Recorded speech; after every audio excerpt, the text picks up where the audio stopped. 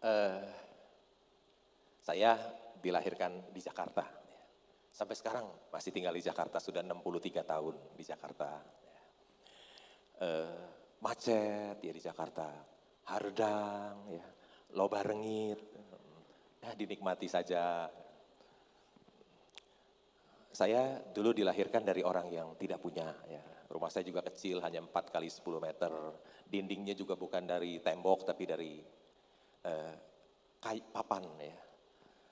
Rumah saya plafonnya sudah hancur, rumahnya juga di bawah jalan, kondisinya sangat jelek sekali, ya. Ketika tamat SMA, saya tidak punya orang tua, saya tidak punya uang lagi untuk saya bisa melanjutkan kuliah, ya. Seperti adik-adik mahasiswa bisa kuliah di Universitas Maranatha yang keren, ya, Universitas Kristen Maranatha. Maranatha artinya sampai Tuhan Yesus kembali. Betul ya Bu ya? Ya.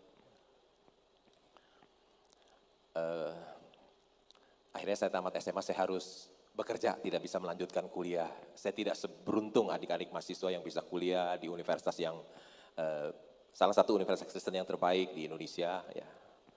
Dengan layarnya juga luar biasa. Mungkin boleh dapat rekor muri nih, paling besar, ya. Saya belum pernah lihat ada LCD sebesar ini, ya. Apalagi di kampus, ya. Saya bekerja tamatan SMA, diterima sebagai seorang pegawai tata usaha, ya. Kalau sekarang dengan ijazah SMA mungkin nggak bisa diterima sebagai pegawai tata usaha, hanya jadi office boy, ya. Ya tapi juga waktu itu juga karena tamat SMA nggak bisa apa-apa, ya disuruh-suruh nih fotokopi, gitu. Saya fotokopi BPKB, faktur, jaminan kredit, sertifikat. Jadi sekarang kalau saya beli mobil, beli rumah, saya nggak pernah tanya orang, suratnya saya udah hafal semuanya karena saya dulu fotokopi. Ketika saya masuk bekerja tahun 1979, tamat SMA, gaji saya itu 20.700, ya. Mungkin sama uang makan, sehari 1.000, ya jadi mungkin 50.000. Kemudian saya punya gaji kecil, masih hidup hemat dan sederhana, jadi meskipun gaji kecil masih ada sisa uang, ya. Saya bisa melanjutkan kuliah lagi, tapi kuliah di universitas yang tidak punya kampus, ya. Universitas Maranatha punya kampus yang besar di Bandung. Saya kuliah dulu di universitas yang nggak punya kampus, ya. Jadi gedung SMA disewa, malam-malam saya kuliah di situ, ya. Di seberang RSCM, ya. Saya udah tamat kuliah, ya. Terus kerja 11 tahun, tetap jadi pegawai tata usaha, nggak naik-naik pangkat, kesian loh. Pak Jamiel udah direktur loh, saya terus pegawai tata usaha terus. Karena jadi pegawai tata usaha gajinya kecil terus, ya. Jadi dari 50.000 sejak kerja 11 tahun baru naik jadi 350.000 loh. Pegawai tata usaha nggak seperti Pak Jamiel jadi direktur, ya. Waduh, saya pegawai tata usaha.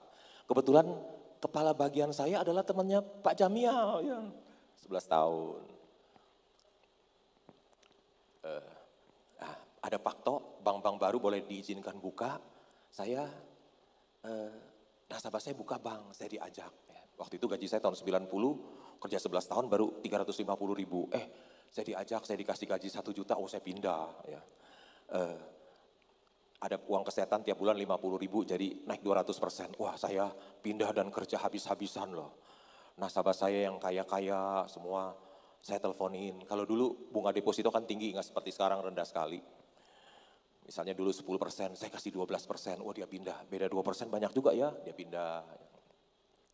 Kemudian 1 tahun kemudian saya naik jadi kepala cabang, padahal dulu 11 tahun jadi pegawai tata usaha. Kerja di situ 1 tahun karena itu bank melakukan ekspansi jadi kepala cabang. Karena jadi kepala cabang gajinya naik lagi, gajinya makin besar. Tapi pengeluarannya tetap kecil, ya. Jadi yang sisa uangnya tambah banyak. Jadi gaji besar, pengeluaran saya nggak ikut besar. Gaji besar, pengeluaran saya tetap kecil. Jadi hidupnya sederhana, hemat dan sederhana. Jadi ada sisa uang, saya belikan saham terus, ya. Saya belikan saham. Saya kerja di bank tapi nggak taruh uang di bank, ya saya belikan saham terus. Setelah 33 tahun uang itu jadi besar loh. Jadi besar 33 tahun, ya.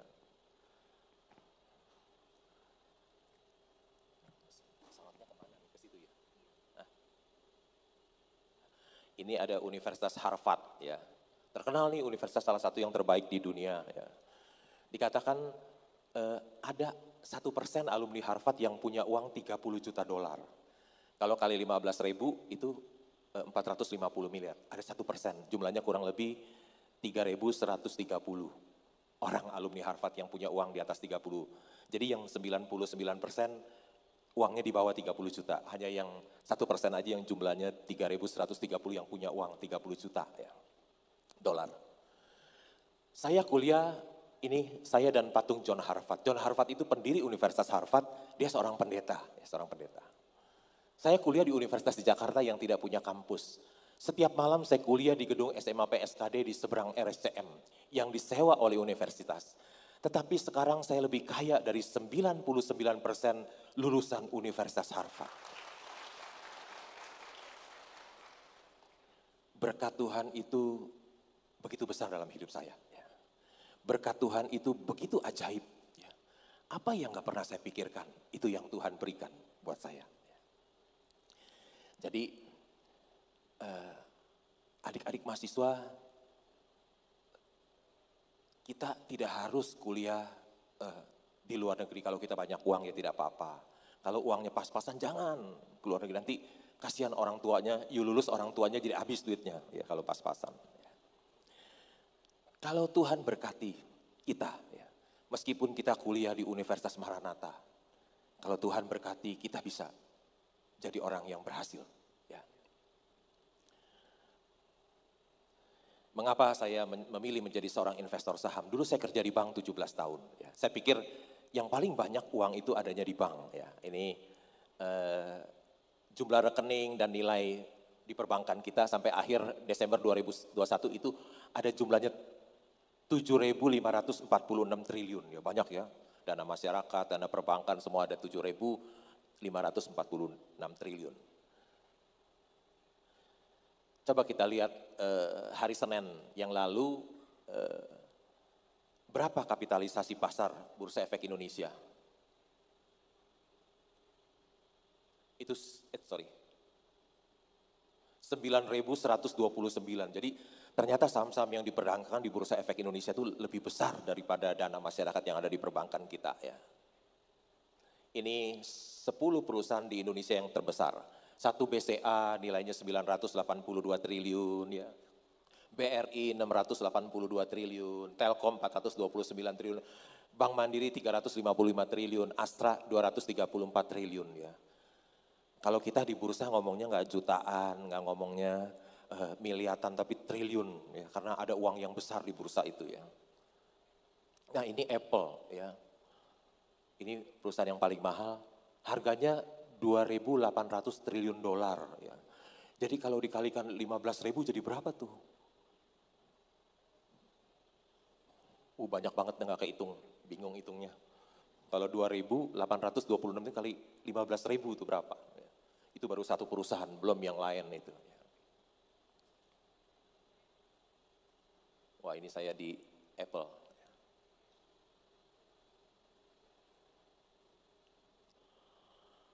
Ini ada orang ya, dia punya saham 10%, Ronald Wayne. Ya. Kalau Apple tadi 2 miliar dolar, ya, dia punya 10% duitnya itu sekarang kekayanya ada 200 miliar dolar. Berarti dia orang paling kaya di dunia ya.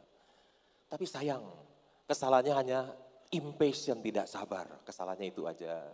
Dia tidak sabar bahwa dia pegang saham Wonderful Company ya. Saham itu tahun 76 hanya dijual 800 dolar loh. Sekarang jadi 200 miliar dolar ya. Coba jualnya ke saya ya. 800 dolar. Kata orang Bandung bilang murah pisan 800 dolar. Sekarang di situ 900 miliar padahal 200 miliar ya.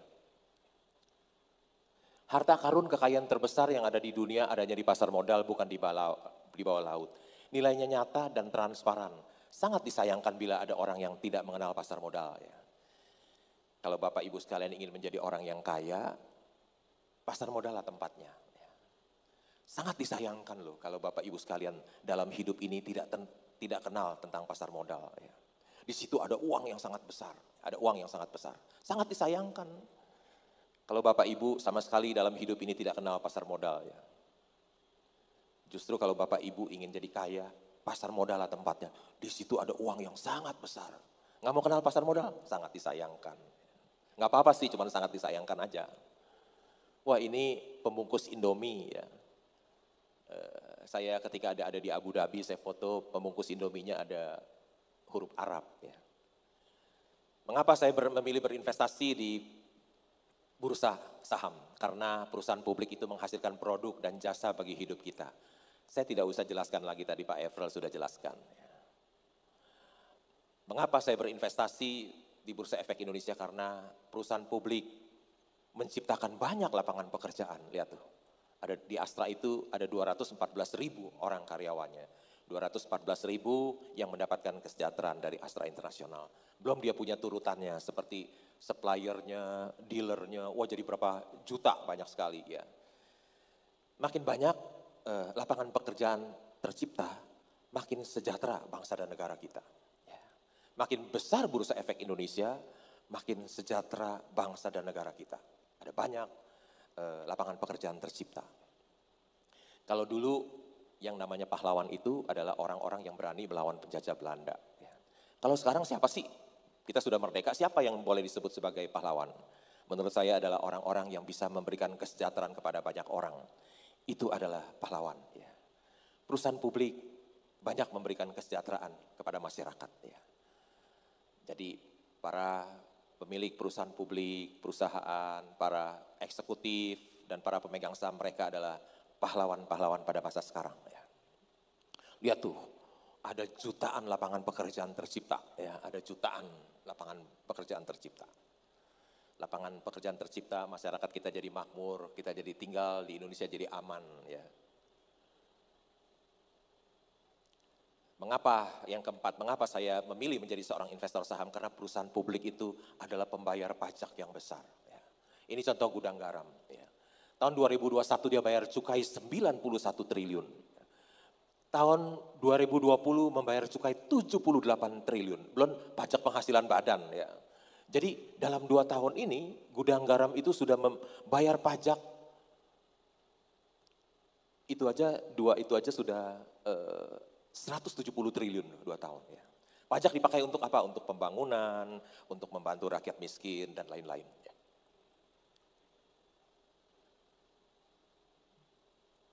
Bayar pajak adalah bukti cinta kita kepada negeri tercinta. Ya.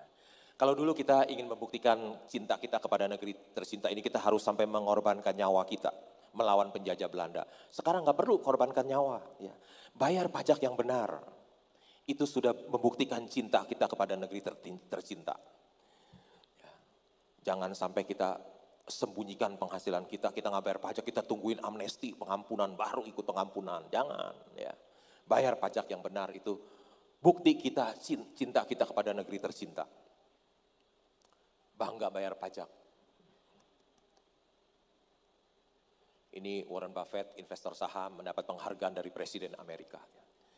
Mungkin di masyarakat kita banyak yang berpikir bahwa seorang investor saham itu seorang penjudi.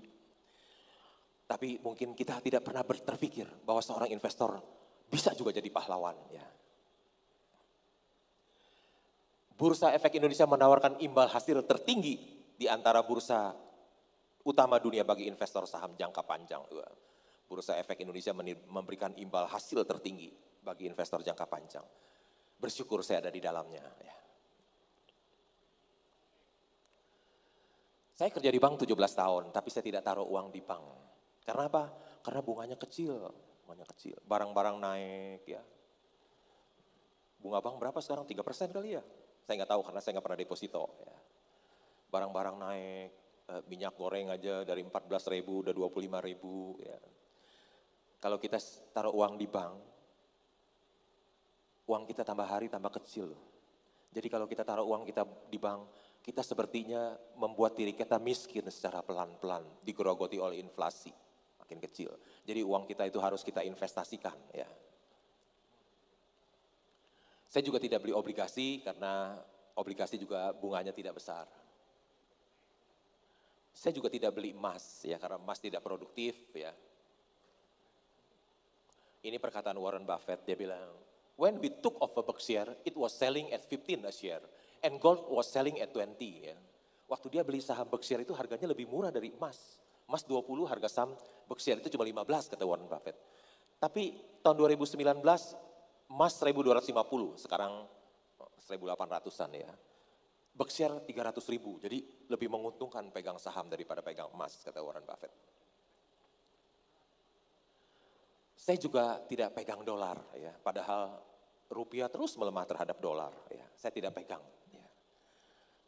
Terus rupiah melemah terus terhadap dolar, tapi saya tidak pegang karena saya takut.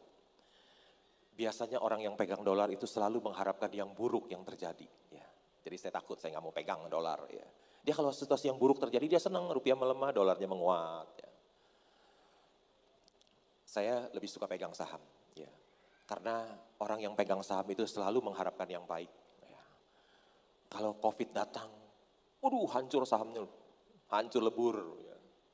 Kalau situasi yang buruk terjadi, saham hancur. Jadi orang yang pegang saham itu selalu mengharapkan yang baik ya. Indonesia negaranya aman, stabil, ya. Ekonominya menguat, daya beli meningkat supaya harga-harga saham juga bisa ikut naik. Ya. Kalau situasi buruk terjadi, ya hancur lah. Ya. Saham yang diperjualbelikan di bursa membuka kesempatan bagi para investor bermodal kecil untuk bisa memiliki perusahaan besar. Mengapa? Karena dengan memiliki saham berarti kita ikut memiliki perusahaan tersebut. Ya.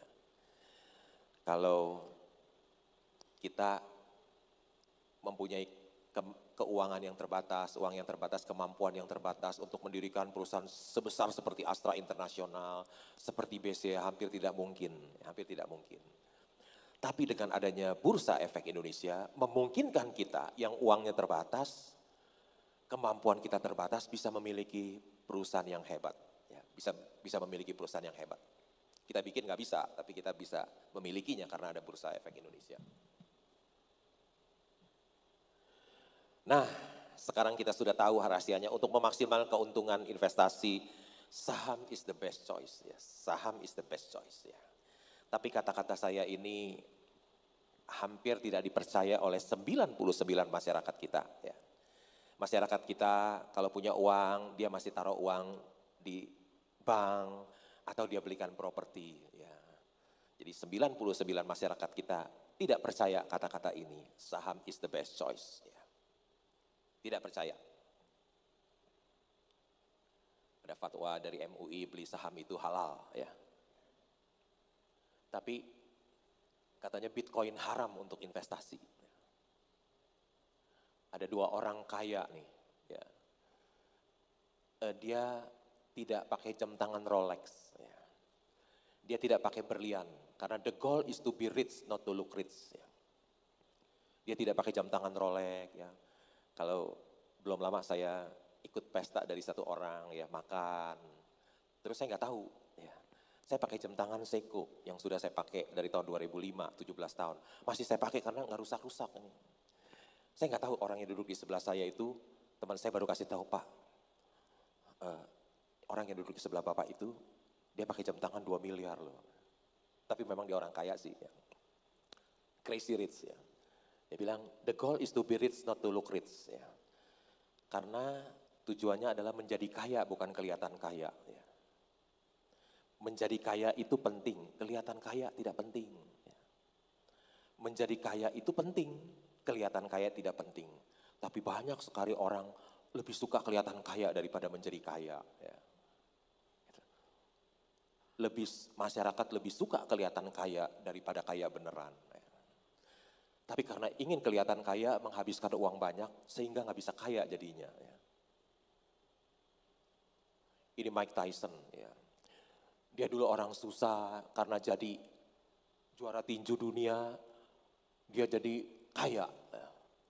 Dia dapat 400 juta dolar, kalau kita supaya cepat hitung kali aja 15.000, 6 triliun. Akhirnya habis lagi uang itu karena hidupnya konsumtif, foya-foya. Dia pikir dia udah kaya, nggak bisa miskin lagi nih. Ternyata punya uang 6 triliun juga habis, ya habis. Jadi hiduplah hemat dan sederhana. Ya. Kan ada pepatah mengatakan hemat pangkal kaya, ya. Boros pangkal miskin. Ya. Ingat tuh, hemat pangkal kaya, boros pangkal miskin. Kalau nggak percaya lakukan deh boros-borosan. Ini terinspirasi dari orang yang bisa menggandakan uang. Ya. Orang yang tidak dapat menggandakan uang mencari pengikut sebanyak-banyaknya untuk dimanfaatkan agar ia menjadi kaya. Bukan pengikutnya yang kaya, tapi orang yang dapat menggandakan uang tidak mau pengikut seorang pun. Saya tidak mempunyai pengikut seorang pun. Ya. Ada orang yang bikin Instagram followernya berjuta-juta. Lo Keng Hong nggak mau bikin Instagram, nggak mau punya follower satu orang pun. Karena saya tidak mau memanfaatkan follower saya. Saya tidak mau memanfaatkan orang lain. Nggak mau follower satu orang pun. Nggak punya Instagram. Sekarang kenali apa yang akan dibeli dan beli apa yang kita kenali. Jadi kalau kita mau beli saham tentu kita harus tahu apa yang kita beli. Jangan beli kucing dalam karung. Ini di kafe saham di Bendungan Hilir. Kalau di Jakarta di Bendungan Hilir ada kafe saham, boleh ngopi-ngopi di sana. Di temboknya ada tulisan begini. Tuhan itu maha pengampun, tetapi bursa saham tidak kenal belas kasihan. Bursa tidak pernah memberi ampun kepada orang yang tidak tahu apa yang dia beli.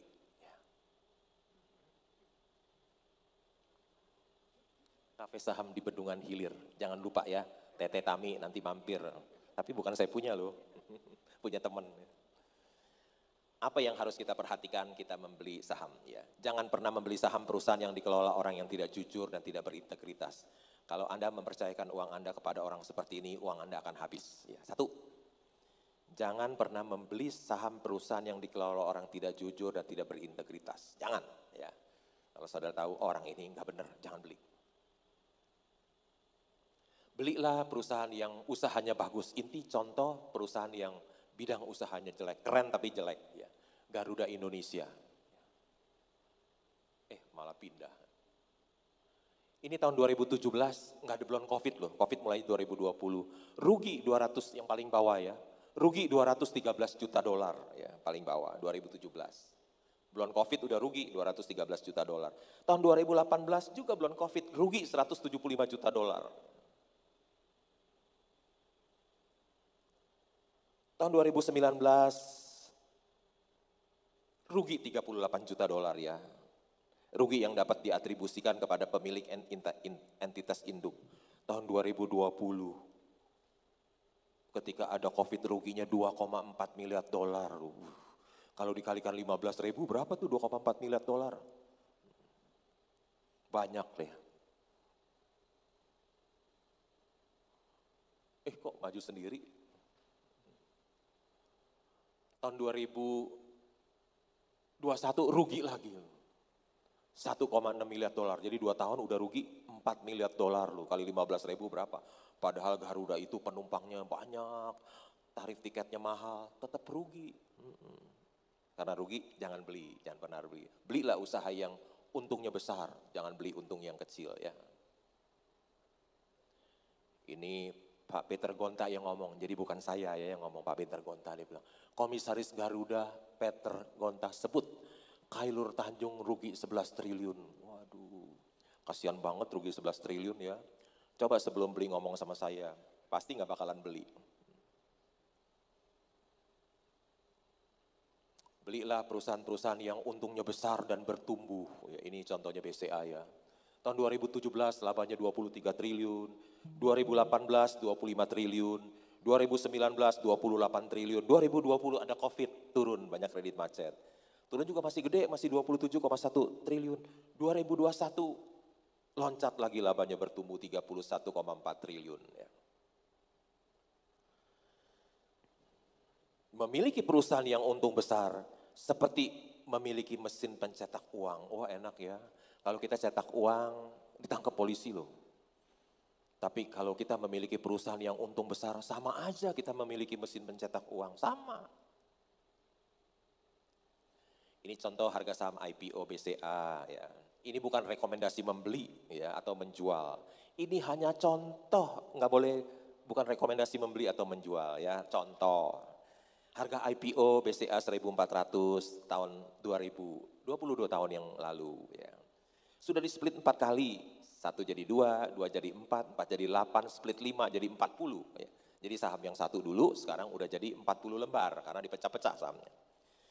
Harga sekarang 7950, karena udah turun, ini belum di-adjust tiap hari kan harganya berubah, sekarang udah turun ya. Andai kata 7.500 saja kali 40 udah 300.000. Andai kata 7.500 aja udah 300.000 ya. Udah capital gain 20.000% lebih loh, 20.000%. Lebih untung mana beli saham BCA sama deposito di BCA? Deposito BCA kecil banget ya. Berapa sih? Saya nggak pernah taruh deposito di BCA. Paling 3% kali ya mungkin. Tapi kalau beli saham BCA 22 tahun untungnya 20.000% loh. Kalau kita beli 1 juta saham, nilainya 1,4 miliar, kita tidur tiap hari santai, nggak usah kerja, santai aja tiap hari, santai. Tidur santai, karena sleeping shareholder kan harus tidur kan, nggak usah ngapa-ngapain. Biarlah nanti direksi, komisaris, kepala manajer, karyawan, semua yang kerja keras tiap hari. Kita pemegang saham tidur aja, punya 1,4. Ketika 22 tahun kita bangun, uang itu jadi berapa loh? Jadi 300 miliar loh. 300 miliar. Ini bukan cerita halusinasi, ini kisah yang sudah terjadi. Ini kisah yang sudah terjadi, ya. Bukan hayalan. Ini yang terjadi. Jadi orang-orang yang pegang saham BCA bertahan sampai sekarang dia jadi orang yang kaya loh. Perlu kerja nggak? Enggak. Tidur aja dan tiap hari bersenang-senang saja. Ketika kita sudah memiliki saham perusahaan yang hebat, yang terbaik adalah tidur. Investor saham yang tidur bukan saja akan mendapatkan cuan yang besar, tidur juga bisa meningkatkan imunitas sehingga bisa terhindar dari COVID-19.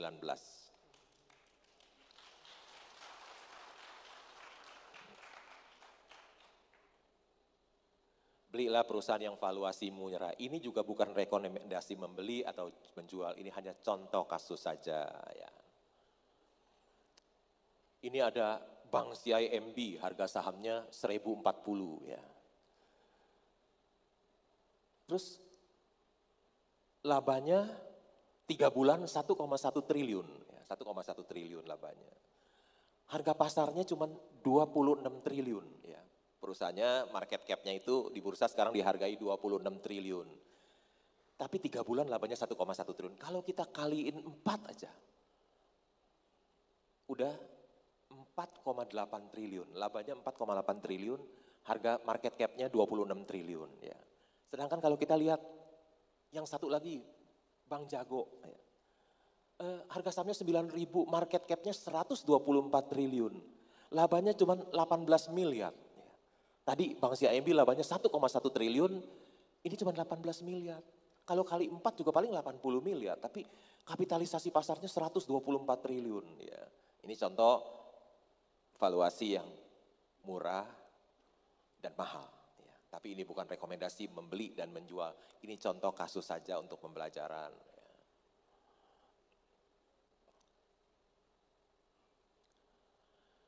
Wah, sekarang batu bara lagi booming ya. Dari 50 dolar mungkin sekarang 390 dolar per ton ya. Saya pernah mengunjungi Kideko Jaya Agung ya. Punya tambang batu bara terbesar nomor 3 di Indonesia. Kebetulan kontraktornya adalah Petrosi, saya punya 15% saham di Petrosi ya. Jadi saya bisa melihat Kideko Jaya Agung ini anak perusahaannya Indika Energy. Petrosi juga anak perusahaannya Indika Energy. Ini laporan keuangannya. Tahun 2016 saya pernah saham ini turun ke 110, ya 110. Jumlah sahamnya ada 5,2 miliar, 5 miliar 210 juta saham. Jadi kalau kali 100-an kurang 110 kurang lebih 550 miliar. Ya. Market cap-nya hanya 550 miliar. Tapi kalau kita lihat ekuitasnya, modalnya masih ada 667 triliun. Ya. Kalau kita kalikan 15.000 ada 9T loh. Market harga pasarnya hanya 550 miliar, tapi perusahaan itu masih ada modal 9 triliun lebih. Wah, ini salah harga. Ya. Ini artinya Mercy yang dijual harga bajai. Lokeng Hong, apa yang dilakukan Lokeng Hong? Dia membeli. Saya order saham saya ke pialang saya, tapi bukan di Sinarmas, pialang yang lain. Yang angkat itu direkturnya loh. Direkturnya MBA lulusan Amerika. Dia memberi nasihat kepada saya, Pak, jangan beli Pak tambang batu bara, masa depan suram.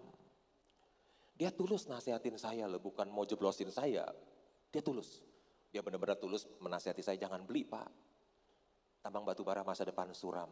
Saya bilang gak apa-apa, beli aja, beli. Saya kumpulin beli, akhirnya jadi pemegang saham terbesar nomor 4 di Indika Energy. Ya. Tambang batu bara terbesar nomor 3 di Indonesia. Waktu saya beli harga batu bara hanya $50, naik ke $100. Apa yang terjadi dengan harga saham Indika?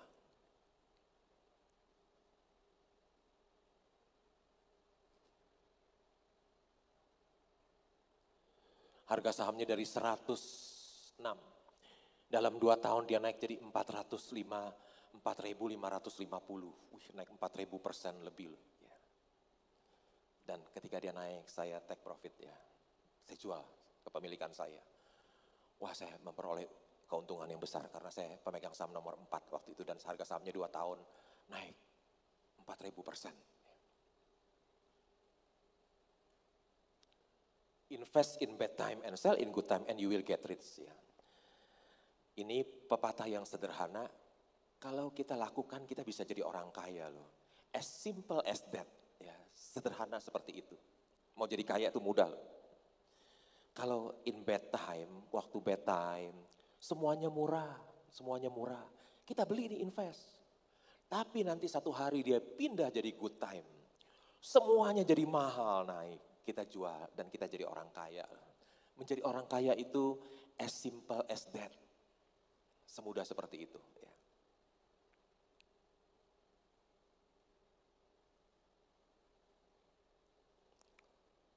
Ini perusahaan Indah Kiat milik Sinarmas nih. Ya. Sinarmas bukan hanya perusahaan pulp and paper terbesar di Indonesia, tapi terbesar di dunia. Ya. Kok jadi hilang? Next. Kok hilang lagi ya? Coba dong bantu. Panitia boleh ya. Iya. Next. Nah, awal 2017 saya membeli saham Indah Kiat di harga 1.000. Sekarang naik ke 20.000. Saham Indah Kiat telah memperkaya saya, teman-teman saya yang mengikuti saya, dan investor-investor saham yang memilikinya. Ini ada koruptor bilang, wah uang korupsi gua kalah banyak. Uang korupsi gua kalah banyak, pastilah. Ya. Sekarang koruptor-koruptor sekarang yang tertangkap, kalau kita baca di koran, dapat uangnya cuma sedikit. Dikit. Oh pasti kalah dengan seorang investor saham. Ya. Jadi kalau Bapak Ibu sekalian masih kerjaannya korupsi, mendingan berhenti loh. Daripada ketangkep nanti malu. Ya. Udah berhenti jadi koruptor, jadi investor saham aja. Dapat duitnya bisa lebih jauh, lebih banyak. Ya. Betapa mudahnya mendapatkan uang di sini. Wih, mudah.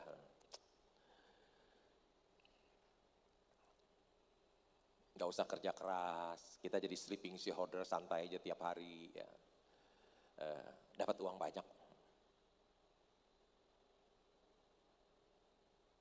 Lihat tuh.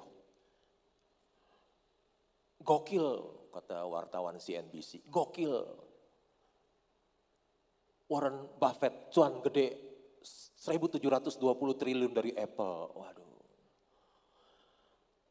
Orang umur 92 tahun masih bisa cuan 1.720 triliun gara-gara beli satu saham Apple.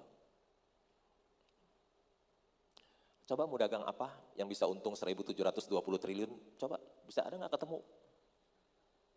Mau jual apa? Ayo. Coba pikirin deh mau jual apa yang bisa untung, beli terus nggak ngapa-ngapain, sleeping aja, tidur aja, cuannya 1.720 triliun. Yuk kerja keras, buka usaha, belum tentu bisa untung. Tiap hari sibuk pikirin usaha dari pagi sampai malam, belum tentu bisa untung. Jangan-jangan rugi loh, bisa.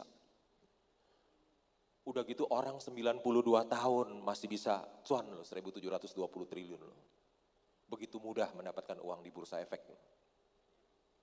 Ciri-ciri investor saham hebat katanya, ini dari bisnis.com ya. Tidak cari uang dari member premium. Ya. tidak memiliki follower, tidak mencari uang dari seminar, tidak mengelola uang orang lain, beli saham berdasarkan fundamental, 90% hartanya di saham bukan di properti. Ya. Saya pernah visit tambang batu bara yang terbesar di Indonesia, Kaltim Primakol. Tuh, tambangnya salah satu pitsnya besar. Ke sana turun di airport naik pesawat kecil ya. Ini ada 1001 macam investasi, strategi investasi di bursa efek, di bursa saham. Tapi satu yang saya sampaikan, ini yang terbaik, namanya Rip Van Winkle Investing. Disebut juga buy and hold. Rip Van Winkle adalah tokoh dalam novel karya Washington Irving 1819. Ia suka tidur. Suatu hari ia tidur di bawah sebuah pohon dan baru bangun 20 tahun kemudian. Setelah mendusin ia menyadari bahwa segala sesuatu telah berubah. Istrinya yang galak dan para sahabatnya telah meninggal. Ini mungkin ajaran baru ya. Kalau kita dengar dari orang tua, kita selalu mengajarkan kita kerja keras, kerja keras, kerja keras. Ya. Kerja. Ini ajaran baru. Ada saatnya ketika tidak mengerjakan apapun, merupakan suatu bentuk kecerdasan investasi. Ya. Investor yang bijak dapat menghasilkan uang ketika dia tidur. Tidur adalah jalan untuk meraih kekayaan.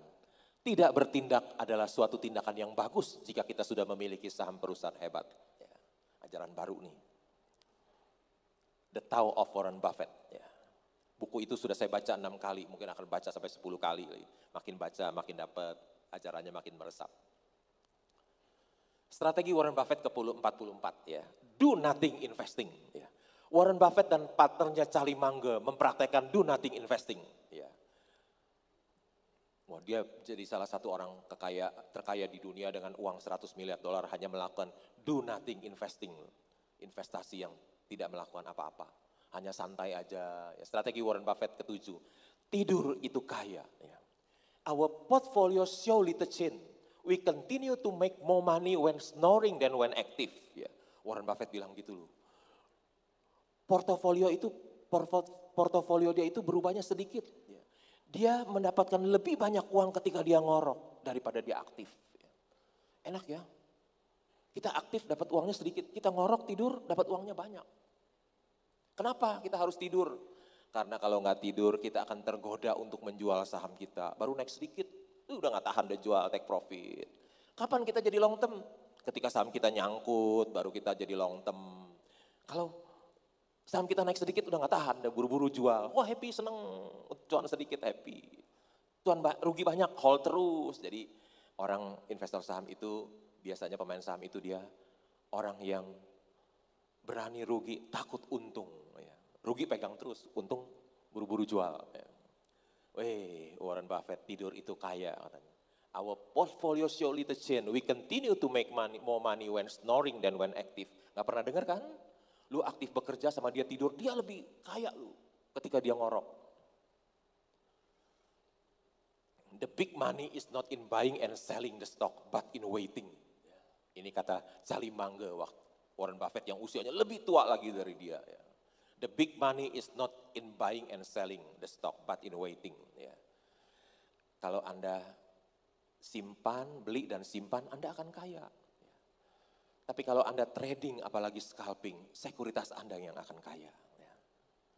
Jadi, Charlie Munger bilang, dapat uang besar itu bukan dari jual beli, tapi dari menunggu.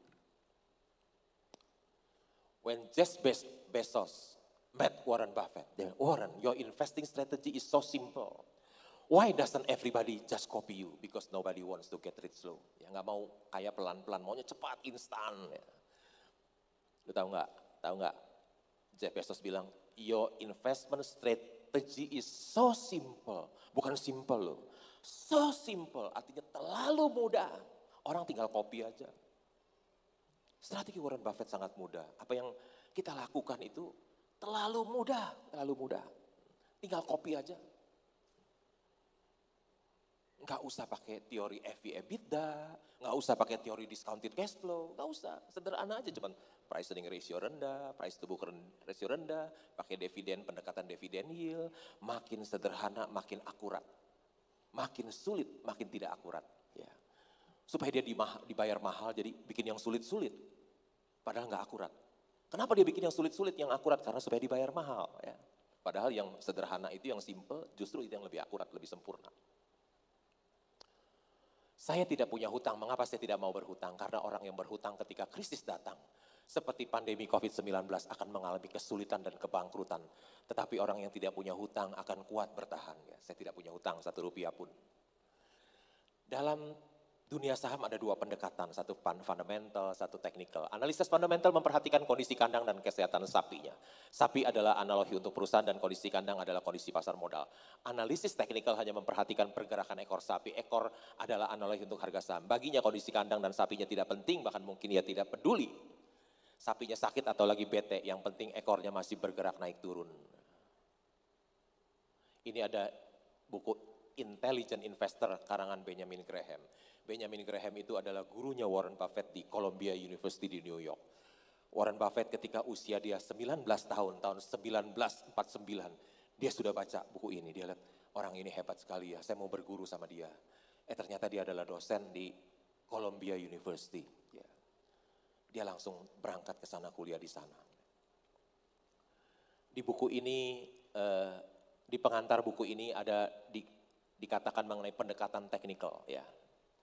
Dia bilang, Warren Buffett bilang gini, Benjamin Graham bilang begini, we do not hesitate to declare that this approach is as fallacious as it is popular.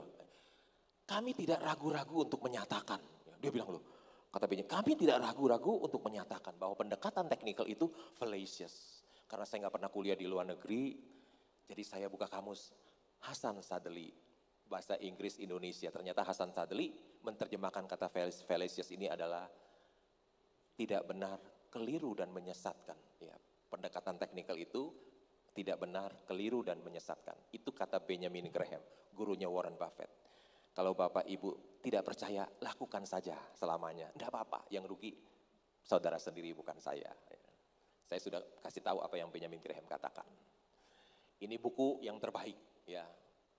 Dari 24 strategi investasi sederhana dari Warren Buffett. Warren Buffett juga mengatakan, menurut Warren Buffett, analisis yang hanya didasarkan pada grafik, volume, dan pergerakan harga tidak berarti apa-apa, kecuali omong kosong tidak bermakna. Ya. Kalau Bapak Ibu mau pelajari pendekatan teknikal, silakan tidak apa-apa. Tapi ingat peringatan dari Warren Buffett mengatakan, itu pendekatan yang omong kosong dan tidak bermakna. Mau dipelajarin seumur hidup juga nggak apa-apa. Abaikan aja perkataan Warren Buffett yang mengatakan pendekatan teknikal itu omong kosong dan tidak bermakna apa-apa. Kalau saudara mau pelajari terus, silakan, tidak apa-apa.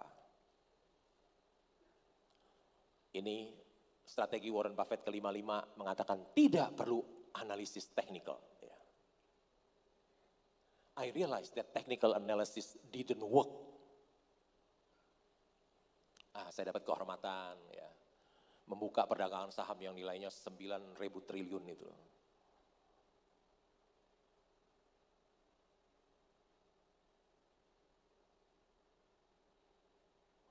Juga pernah investor saham dapat penghargaan ya.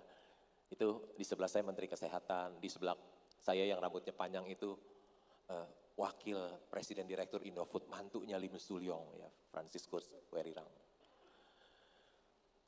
Setelah sukses berinvestasi saham, Lo Keng Hong menikmati hidupnya. Setiap hari ia duduk di taman rumahnya dari pagi hingga malam. Melakukan 3 hal, read, think, and invest. Ia membaca 4 koran, laporan keuangan perusahaan, dan data statistik pasar modal. Ya. Karena penulis bukunya, yang gambar kartunisnya nggak pernah datang ke rumah saya, jadi gambarnya jadi salah. Ya. Harusnya rumah saya seperti ini. Nah, tuh rumah saya. Hah? Tiap hari sukanya baca koran ya. Pagi-pagi, milenial sih udah pasti nggak mau baca koran, apalagi bayar koran masih mahal sekarang, masih 650.000 saya langganan tiap bulan, nggak apa-apa deh. Ada berita yang bisa kasih saya cuan banyak kan nggak apa-apa, 650.000 jadi kecil. Udah biasa baca koran 30 tahun lebih berhenti, sayang ya udahlah terusin aja lah, nggak apa-apa bayar juga. Baca laporan keuangan, ya baca buku saham.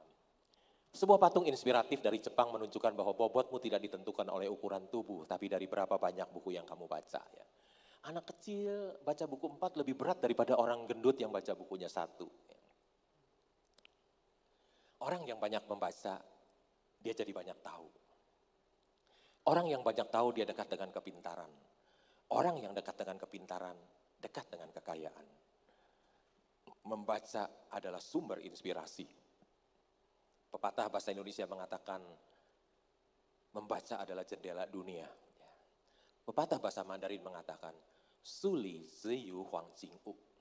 Su itu artinya buku, huang jing artinya emas, u dari rumah artinya use. Dari di dalam buku ada rumah emas. Ya. Tiap hari Warren Buffett membaca, saya juga kerjanya hanya membaca dan berpikir. Permisi tanya dong, mahasiswi Universitas Maranatha, berapa waktunya, berapa jam sehari dipakai untuk membaca, untuk belajar? Permisi tanya. Saya hampir seluruh waktu saya dipakai untuk membaca, meskipun saya nggak kuliah. Ya.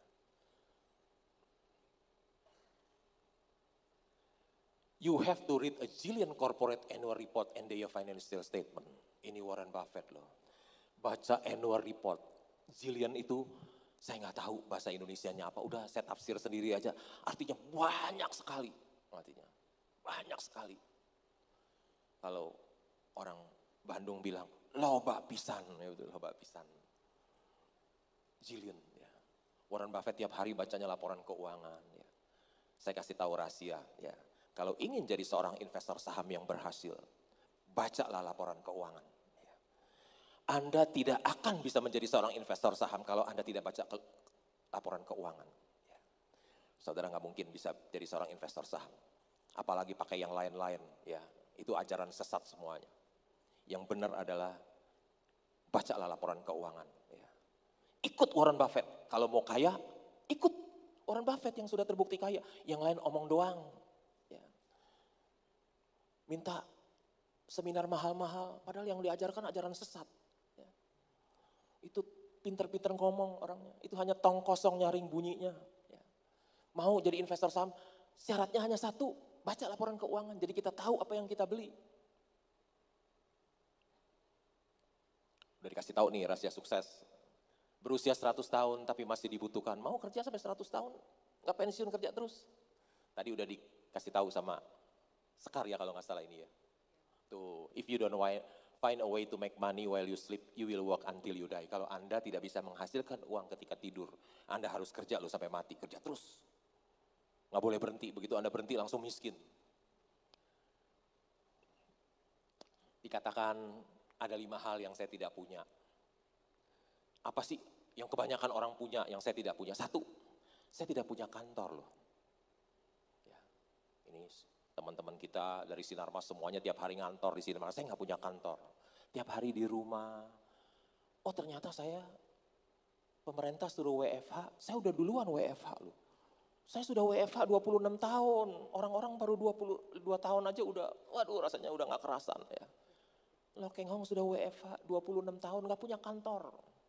2, saya nggak punya pelanggan satupun. Nggak ada produk yang saya jual, saya nggak punya produk. Nggak ada kantor, nggak ada karyawan satupun, nggak punya pelanggan satupun, nggak punya karyawan satupun, sekretaris nggak punya, staf keuangan nggak punya. Ya. Kalau orang sudah Pak email, mohon maaf ya gaptek, nggak bisa email, jawab gitu aja. Ke bank transfer pakai online, tapi online itu kan ada limitnya, transfer saya besar-besar, jadi nggak cukup limitnya, jadi mesti datang juga ke bank, nggak punya staf keuangan, datang sendiri.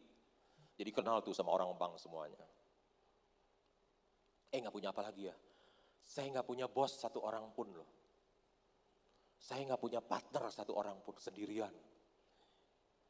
Yang kelima, saya nggak punya utang 1 rupiah pun. Ya, ada 5 hal yang saya nggak punya, yang kebanyakan orang punya. Nggak punya kantor, tiap hari di rumah. Kesian istrinya juga, tiap hari suaminya di rumah, suami orang lain pergi pagi pulang malam dia bebas. Kalau saya di rumah terus. Nggak punya kantor, nggak punya pelanggan satupun, nggak punya karyawan satupun, nggak punya bos satupun, nggak punya utang 1 rupiah pun. Ya. Oh berkat Tuhan itu begitu besar dalam hidup saya, begitu ajaib ya. Ada orang miskin yang nggak punya kantor, nggak punya pelanggan,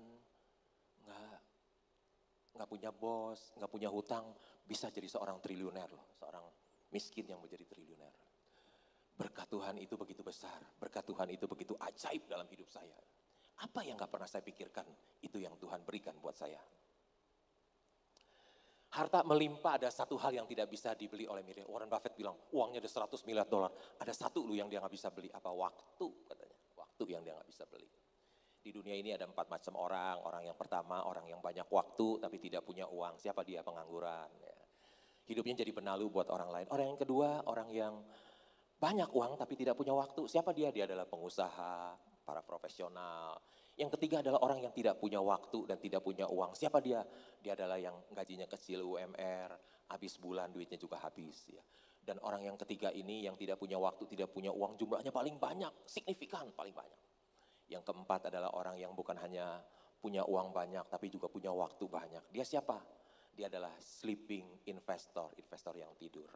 Dia punya waktu banyak, gak kerjain apa-apa soalnya, hanya disuruh tidur saja.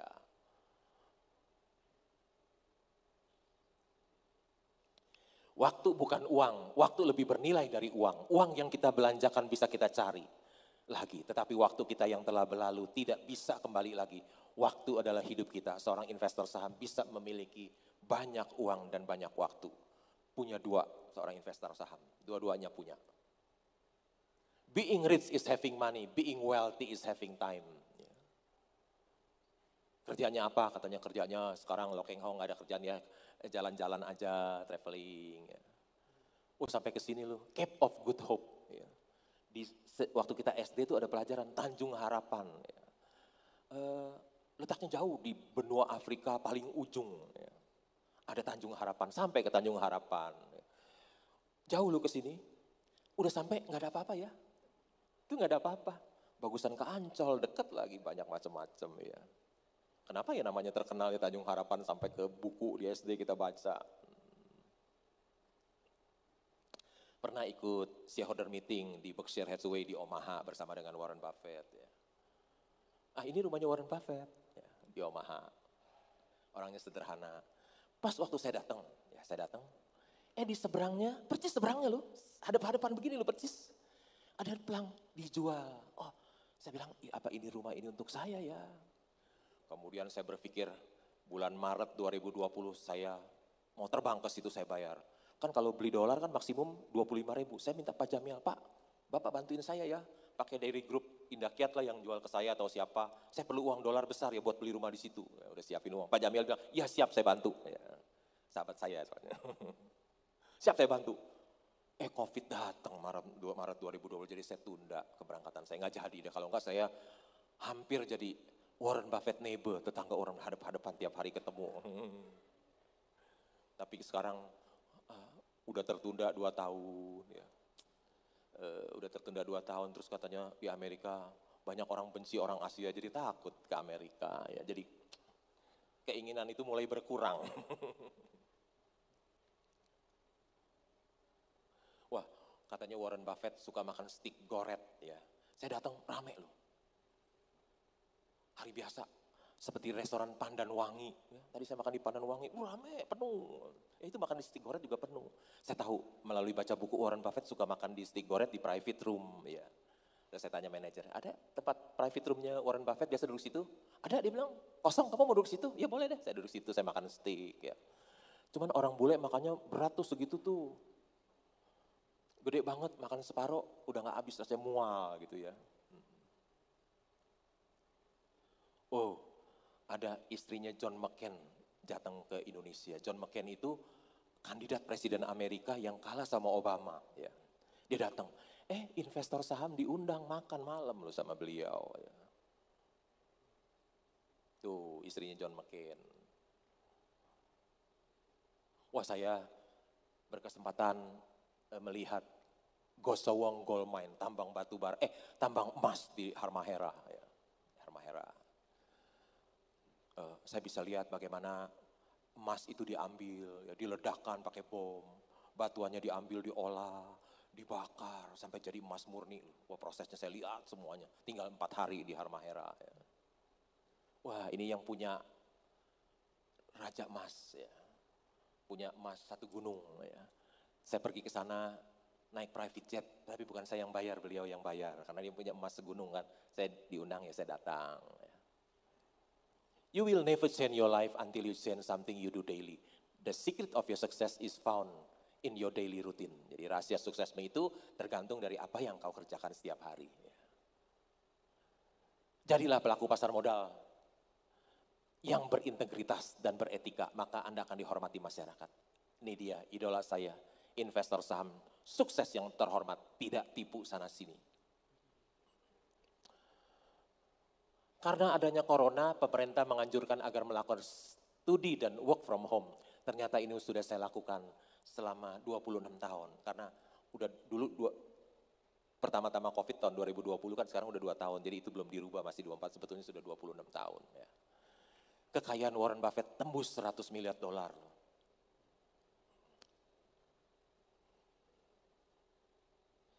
Kalau adik-adik mahasiswa, Bapak Ibu sekalian, berinvestasi di pasar modal, ya. Hidup hemat dan sederhana, uangnya terus diinvestasikan. Satu hari, uang Bapak Ibu sekalian, ada kemungkinan seperti Warren Buffett punya uang 100 miliar dolar. Ya. Kalau Warren Buffett bisa, kenapa mahasiswa-mahasiswi Universitas Maranatha tidak bisa? Pasti bisa. Karena strategi investasi dia dibilang sama Jeff Bezos, so simple. Artinya bukan hanya sederhana, tapi terlalu sederhana, terlalu mudah. Saya pikir apa yang saya sampaikan sampai di sini semoga bermanfaat bagi Bapak Ibu sekalian. Sekian, terima kasih. Baik, terima kasih banyak Pak Lokehong yang sudah berbagi.